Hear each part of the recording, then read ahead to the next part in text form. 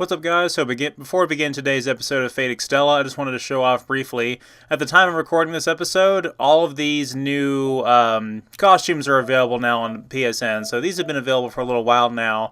There's quite a few that are available, and these are all the alternate costumes that are going to be available on the Switch version when we get that. It is a really cool one with Archer. Makes him look kind of like Kiritsugu there with his jacket there. So some of these are for fan service, some of these are casual outfits. There's a really strange one there that I saw that is a pack for Gilgamesh, Saber, and Archer that makes them look like they do in Fate Stay Night. Ooh, I really like that one for Altera. I'm going to have to get that one. Mech Lady Medusa, interesting. So like I said, some of these are definitely fan servicey. You can get them in packs. They're needlessly expensive for what they are. There's the bathing suit ones. Speedo Archer, of course, there. But again, they're really nice. I would recommend them if you are okay with forking out the cash for them. But other than that, just wait to the Switch version because they're just cosmetics and they're not worth spending the money on. But I definitely wanted to show off that they're there. So definitely go check them out if you're interested.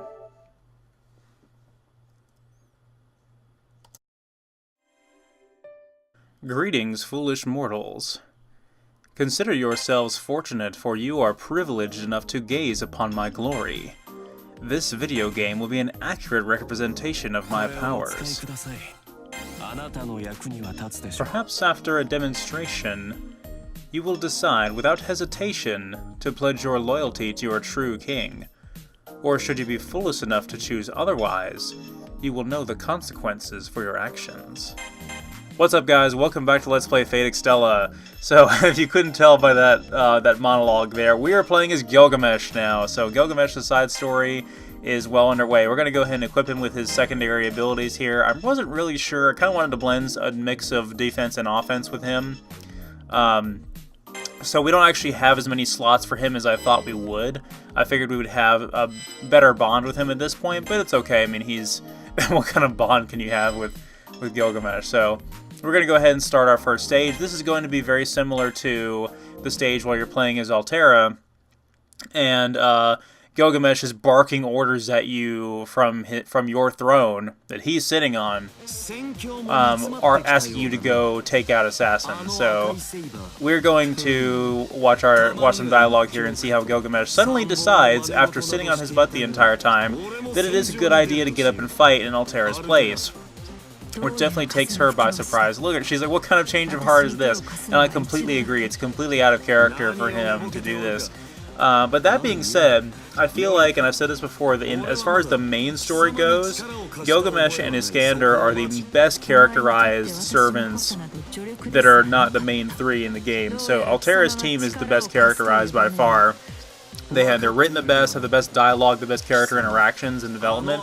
The other team's servants don't get anything close to what he gets.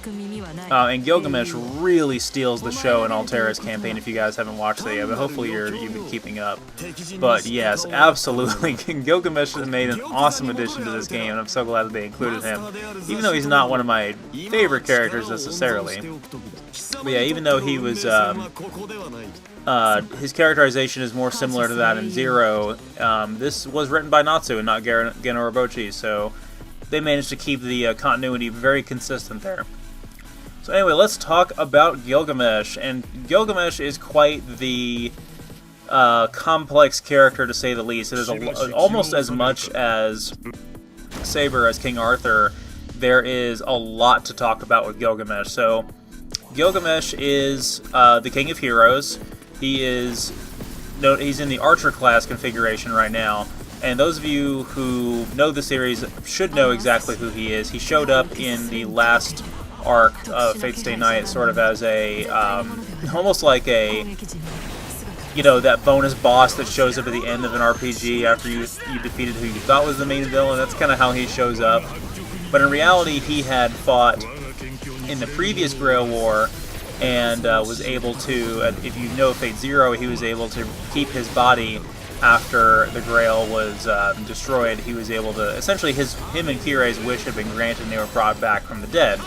So he was able to keep his servant body and all of his powers, and then he just continued to stay alive for the next 10 years by eating human souls to maintain his mana. So he became very wicked and corrupt, and so he went from this very tactical, very cunning very proper gentleman sort of the way he speaks. He went from that to this very like grotesque sort of sleazy dialogue in a way from the transition from Zero to Stay Night, which again is not the fault of the writing. It actually is a character decision that they made for him. And then obviously in Grand Order we have the Babylon arc, so he has his own story arc there where he is a caster class servant. We won't really be seeing any of that here. So Gilgamesh really does steal the show in Zero and in Stay Night as well for the brief parts that he's in there.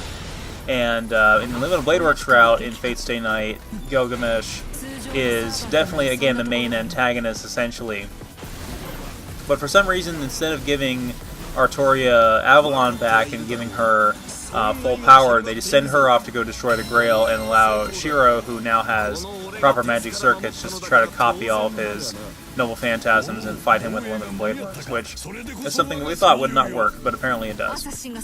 So, Gilgamesh also has many different outfits. For some reason in the Limited Blade Works route, he has a different outfit and doesn't ever wear his armor. Let me see him wearing here. Okay, so...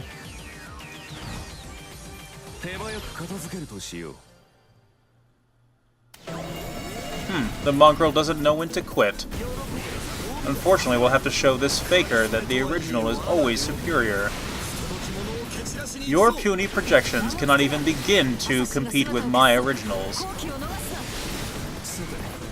So yeah, so we're going to go up against Archer here. So to talk about Gilgamesh in terms of gameplay and in terms of his abilities, he is of the Archer class here. His Noble Phantasm is known as the Gate of Babylon. And he basically what that is a treasure trove of everything that he had in his possession during his rule as king. As he says in Fate Stay Night, there was a time when the world was one and all of the world's treasures were bestowed upon one man. And so that's why he's able to have all of these weapons. And so they sort of misspeak, especially in the anime, when they say that each one of these weapons are Noble Phantasms, when that's not really the case. It's really just... his Noble Phantasm is the gate itself, and he can just draw anything from the gate he wishes at any time. So he can have, legendary weapons of unparalleled power. He has the chains that can bind divine beasts and things like that. He has Ea, the Sword of Rupture, which was made by the gods to sculpt the earth. It's a tool of the gods that help them, shape the earth. So it's a obscenely powerful weapon. We'll demonstrate that when we get to use his Noble Phantasm attack later on. He's got a scythe weapon, he's got this drill weapon, so he had every single weapon that was known to man during the time of his rule, plus the prototypes for some weapons that would later become. So, for instance, when he's fighting Saber in Fate Stay Night, and Shiro projects Caliburn against him, he's like, oh look, that's the Sword of the Stone. Guess what? I have Grom, which is, as he said, is the sword in the tree that chooses kings, supposedly the original version of that. So we never really see Grom again after that, but he may be using it here when he attacks. I'm not entirely sure. So in terms of gameplay, Gilgamesh plays okay. Like, he's a little bit slow on his feet, like most of Altera's servants are, which is unfortunate, and it's honestly pretty awkward to see him like straight up sword fighting. Oh, he has Durandal in his hand there when I use his Extella maneuver. Yeah, it's pretty awkward to see him move around and walk, because he has like these big long strides because of his armor. But we're used to seeing Gilgamesh either standing in place or perched somewhere, just shooting projectiles from the gate, just launching the swords at things and causing people to explode in a blaze of glory. So he is obscenely overpowered in terms of... He's one of the most powerful servants, period, in all of Type Moon. And most people assume that he never ever really fights at full strength in any of the Type Moon adapted works. So not in Zero, not in Stay Night. He's just goofing off and doesn't take anything seriously. He's essentially just being lazy and not using all of his power. Even when in the river battle in Fate Zero, he did not want to use his weapons to destroy the Cthulhu monstrosity that Castor created, because he did not want to soil them by fouling them and by touching them against the monstrosity that Caster had created. So he refused to. When Tokiomi ordered him to use Aya, he refused because he thought that simply destroying that would be a disgrace to the weapon itself, and it didn't matter to him, obviously, that Caster would have destroyed majority of that city if it weren't for the other servants trying to take him out. He didn't care about any of that. He has an utter despise for this era and all of humanity's tropes, and his actual base stats are absolutely ridiculous. He has insane luck, insane everything else, and one of the fan theories, at least that we came up with, is that there's an extensive period, like of a couple episodes during Fate Zero, where Gilgamesh is essentially convincing Kirei that deep down he is wicked and that he wants to be wicked. So he will basically he should stab Tokiomi in the back, which he does, and take Gilgamesh as his partner, and the two of them will get the Grail together and cause untold destruction, which is exactly what happens. But one of the theories we had was that Kirei was actually a good guy, and that Gilgamesh was actually just using his insanely high charisma to essentially brainwash Kirei. And when you put it that way, it's actually a pretty interesting theory, although it's not confirmed in the canon. And the way that the dialogue is written in Zero, it would lead you to believe otherwise. It would lead you to believe that the scene happens as intended, where it's just Gilgamesh making Kirei realize something that was already there. So Gilgamesh as a character, as a legendary, as a historical figure, has been used in many different works. Obviously, Gilgamesh is a reoccurring character in the Final Fantasy series, actually, who first appeared in Final Fantasy V. And I really love the Final Fantasy V version of Gilgamesh as well. He's nothing like the Fate Gilgamesh. But way back in the day when I was first watching the Fate Stay Night, the Dean anime, and I was playing Final Fantasy V at the time, so seeing like the job classes and everything, how the different servant classes reminded me of RPG, D&D style classes, and obviously I drew parallels to the job classes in Final Fantasy V as well, because there was even like a monster tamer sort of class, and we have that in the form of Rider, Medusa Rider in Fate Stay Night. And then we got to even the Samurai with Sasaki, the Samurai job class in Final Fantasy V. So then we get to Gilgamesh, and I'm like, well, that's just the cherry on top right there. That's the icing on the cake. So that was pretty cool. So, again, I know I made the comment when we fought Archer there. I mentioned the whole like faker thing, but honestly, I do get really sick of that as somebody who cosplays Archer, and he's my namesake. That every Gilgamesh I know is just like faker, and it gets to be really annoying. It's like, why don't you have some originality? And I think that some of my friends tend to personify Gilgamesh's asshole characteristics, and they become the butt of the joke and get sort of picked on for it. But obviously, the character that you portray in cosplay or role-playing is obviously not any reflection on your actual personality, as my friends will definitely showcase. So this stage is definitely taking its sweet time. Of course, we're having to chase Li Shuwen around the map, so Gilgamesh finally got tired of barking orders at Altera, being like, go after Assassin, get Assassin, go get Assassin. And he's like, you know what? I'm going to pull a Thanos, and if you want a job well done, you go do it yourself. So I guess we'll talk about Gilgamesh in terms of his gameplay in Fate Extella. I mentioned a little bit there, but I got kind of sidetracked. So he is a little bit slow. His actual sword slashes do a pretty decent amount of damage. His animations are really cool, because every time he swings his sword, there's a brief moment where the gate opens up and he pulls the sword from the gate and then puts it back. So it's like he's attacking with a different weapon in every single swing. And we're just straight up kicking Li Shuwen's ass here, as we would, even though he's super powered. We have to keep chasing him around the map, and he'll eventually go to a different sector. So I'm not trying to capture the regime matrix right now, I'm just trying to keep Li Shuen at bay. But anyway, so by hitting triangle, you send swords out of the gate. If you hit square and then triangle twice, you'll use the gate in a different direction. And then I think if you hit square 3 times and then triangle, you use the drill attack, which is pretty effective.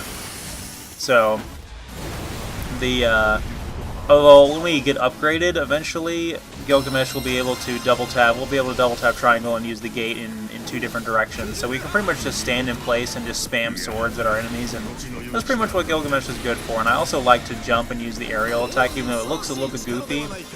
It's a good way to rain swords down on our enemies, and I used it to minimal effect there. So we have that direction, jump, hit them from above. It's pretty effective overall. There we go, and then he opens the gate fully and just bombards the enemies. I think if you hit X like 3 to 4 times, I think, and then hit triangle is what triggers that. So yeah, overall his moveset is pretty good. It's not especially boring right off the bat like some of the other servants are, where you kind of have to let them level up in order to get some good moves for them. He starts out pretty decent, and he does get a little bit better over time as well. But overall, he's not too bad. He's just kind of awkward when you're playing as him and you see the way he moves, because you're just not used to seeing him, you know, running around and doing this all by himself. You're used to seeing him perched on a lamppost like the one we just passed, or sitting on his arc, or just standing in place. Rarely does he ever have like a one-on-one duel with somebody, and when he does, it's usually what ends up being the end of him, because when it was against Shiro in Limited Blade Works, or against Saber in the Fate route. So, then in terms of Extella's story and Extella's campaign, Gilgamesh, like I said earlier, is just awesome, because he, unlike Jeanne d'Arc and Iskander, who are summoned to the Moon Cell, you know, as a countermeasure against Altera, sort of like an antivirus thing, Gilgamesh summons himself to the Moon Cell for personal business, just so he can get involved. And I thought that was pretty funny, because I played the Japanese version first and played through all the 3 main campaigns, and I didn't play the Golden Poem arc in the Japanese version, because the missions were starting to get really hard, and I didn't really know what the objectives were, and it was already getting pretty close to the English version's release anyway, so I considered the game finished and just went on to wait for the English version to come out. But I didn't realize that Gilgamesh was not summoned the same way that the rest of Altera's team was. But if you look at him, if you look at all the other servants in this game, when they dematerialize, they have like a pixelated particle effect that looks like they're turning into code when they disappear. However, if you watch Gilgamesh, when he disappears, though, he turns into the golden dust, just like he does in Fate Zero. So he's actually a real servant inside the Moon World. So he's very unique in that regard. Like, he just had to be such a prick, and he had to basically screw the rules and be like, I am the rules, your things are my things, as he says in Chronal Phantasm. So he has a couple other abilities. I think I briefly showed off the... I think if you hit, maybe it's if you hit, yeah, if you hit that, when he shoots the swords forward like that, that's when you hit X twice. I'm sorry, hit square twice and then triangle. So we only need one more point to capture the regime matrix, so I'm going to do that right here. I'm going to go ahead and use my Extella maneuver on regular enemies just to create a big enough AoE attack to increase the gauge enough to spawn in the aggressors, and once I defeat them, I'll be able to capture this sector and complete the regime matrix. The reason why I'm doing it here is because I wanted to get each piece of my Noble Phantasm so I could cast it against the stage boss, and so we were pretty much in the same stage, if not close to it, as where, or in the same sector that Ku is going to spawn in, if not close to it. So I guess we're going to see how that fight at the end of the last video would actually play out if it really happened. And unfortunately, since we're playing as Gilgamesh, I think you guys all know it's about to happen. But still, I think that was really cool the way they ended Ku's side story, and I'm playing these in sort of a linear order to where they kind of cognitively make sense with each other. But, so for instance, we just ended off with Ku facing off against Gil, and so now Gil is going to face off against Ku. So I like the way that all worked out. I love his outstretched hand there when he guards. He just, like, talk to the hand.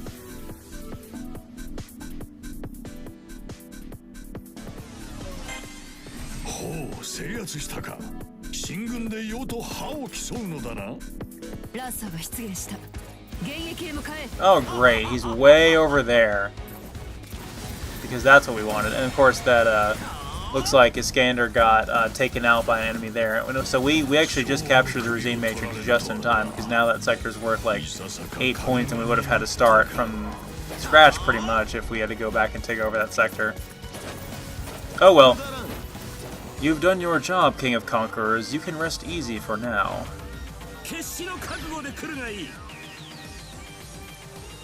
So like I was saying though, all the side stories seem to make sense for the character, except for Gil's. Gil's really does not make all that much sense for his character. I much preferred, you know, he's like, I have unfinished business, it has to do with my father and your kind, you know, the Titan Zephyr, or maybe Attila the Hun herself. But he has a personal vendetta he had to settle, and so he's allying himself with Altera for that reason. That was fine, I was okay with that. But, the fact that he, in the side story, decides to get up and fight when he was, you know, the other servants were basically saying, why would you play, you know, second billing to Altera when you're never second to anyone, like, why are you doing this? And he's like, I have my reasons. I will just sit back and watch for now and take my rightful place on this throne while she does all the dirty work. So again, here that makes more sense for him, and in this case where he's actually going out here and fighting, it really doesn't make any sense at all, because he's essentially just contradicting himself there. Okay, so we're going to go ahead and use our Moon Drive. I haven't used it yet for Gil, and obviously we haven't really had. We fought 2 other servants and I never used it, so we're going to go ahead and use it against Ku. And I may wait for my gauge to deplete so I can use my Noble Phantasm, because I didn't just pick up those keys for no reason.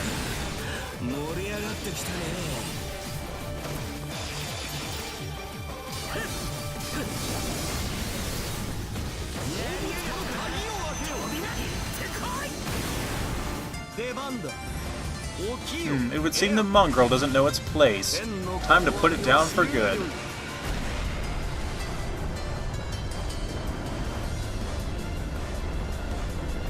But I think this is the first time we ever get to see Aya at full power doing exactly what it's designed to do, which is end worlds. It's amazing. Extella really is a treat for the fans to show off exactly what Gilgamesh is capable of, actually fighting at full strength.